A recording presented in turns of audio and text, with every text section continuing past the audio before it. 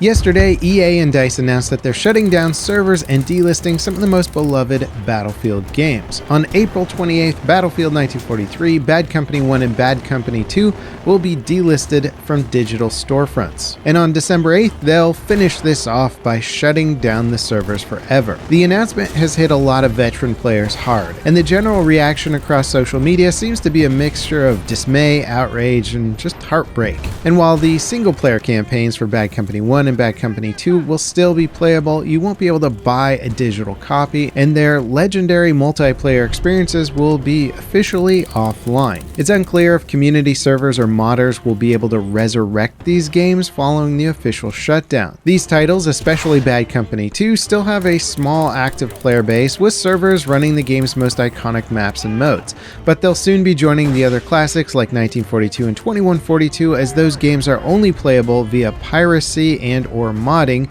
which has proven to be an absolute nightmare effort when trying to actually get footage for some of my recent videos, such as Battlefield's most iconic maps and Battlefield's craziest forgotten features. Even if you own a legit copy of them on Origin, just getting them to run requires checking PC Gaming Wiki for all sorts of fixes, tweaks, and community-developed tools to get them to launch correctly. EA also inadvertently announced that the original Mirror's Edge is getting delisted as part of the announcement, but retracted that statement, saying that it was made in error. Considering Mirror's Edge is a single-player game and the online functionality is pretty much only the leaderboards. Now, sadly, this type of news is becoming more and more frequent. EA, Ubisoft, and many other major publishers have opted to shut down and delist their legacy titles rather than continuing to support them. And in some cases, this absolutely makes a lot of sense. If the game was never popular or nobody's playing it and they're going to have to spend a lot of time and resources to keep them updated and playable, it seems to make sense just to shut them down. Especially once they become outdated and mostly unplayable, they're basically selling a product that is kind of broken at this point, leaving it up to the players to fix them on their own. And while there has been some outcry from the community about removing the legendary Bad Company 2 from the stores, how many people actually plan to go back and play it? Now, speaking on a personal level, and someone who loved Bad Company 2, I've only really ever had the desire to go back and play Bad Company 2 as it relates to making YouTube content. As much as I love the game and have many fond memories of playing it, the old movement mechanics are tough to go back to. You can't even strafe left and right while sprinting.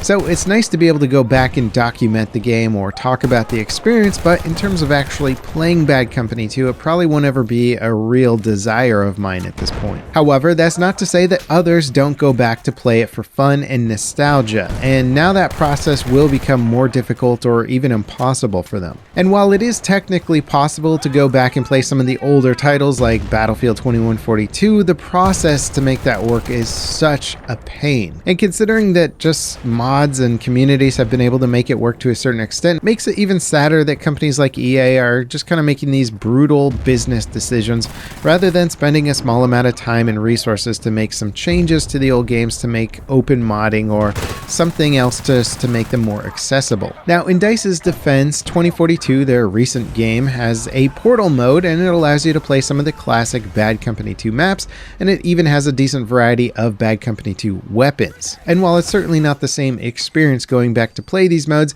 it does recreate some of the elements well so that players can at least experience classic maps like Erica Harbor and Valparaiso. Now, Microsoft did something quite awesome with the Halo Master Chief Collection. It did a much better service of restoring the previous Halo games so that players interested in the massive Halo legacy could easily buy and play those experiences without having to go through some rigmarole of getting old consoles or hacking the old games to make them playable. It did take their dev team quite a while to update the old games, and it even required massive engine reworks due to just how outdated the old code was, but the final product has been well received and is a fantastic way of preserving the Halo legacy. Unfortunately though, with DICE's legacy games being primarily rooted in the multiplayer experience, things become a little more challenging when it comes to preserving an older experience. Though Battlefield 2042's Portal could be a key to this type of preservation. And in fact, before 2042 even launched and we were just getting hints about the capabilities of Portal,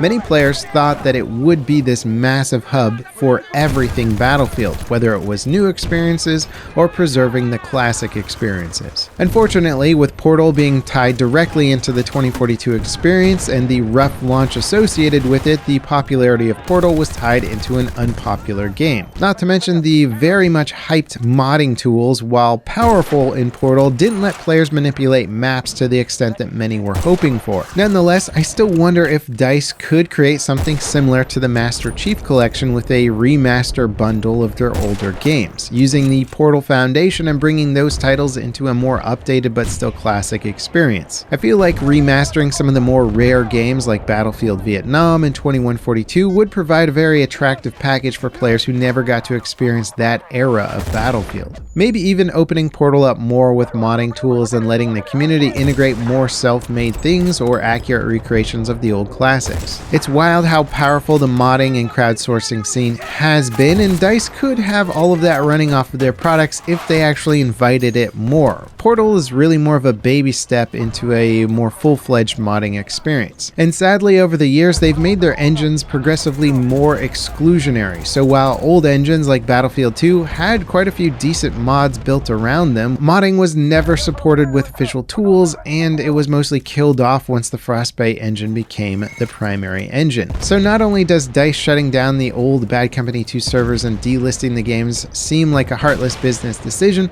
but it's also one that just simply lacks innovation and creativity to keep it alive and maybe even make a profit at the same time. Why not make money off of your old titles? Why not build a platform around the preservation of your old games in the way that the Halo Master Chief Collection did? Now, it is true that the draw to play old multiplayer games is less alluring compared to playing old single-player games, but I definitely think DICE could find a happy balance for a restoration project. And Bad Company 2 is specifically a hot-button topic for fans. It was a very successful game, more so than DICE expected, and it's been over 10 years now since it launched, and ever since, players have been clamoring for a sequel, which DICE basically didn't do anything about other than the recent additions of some of those classic maps and weapons into 2042's Portal. Fans have been absolutely baffled by this seemingly obvious oversight, and to now have Bad Company 1 and 2 delisted and the servers shutting down feels like DICE just shutting the doors on one of the most successful offshoots that the franchise ever had. It brings up old wounds for the community and puts a spotlight on poor decisions from EA, like developing a cops and criminals offshoot instead of just reviving Bad Company, one of the many tone-deaf decisions that has reflected a disconnect from the overall player base. What are your thoughts on classic games getting delisted like this, specifically Battlefield games?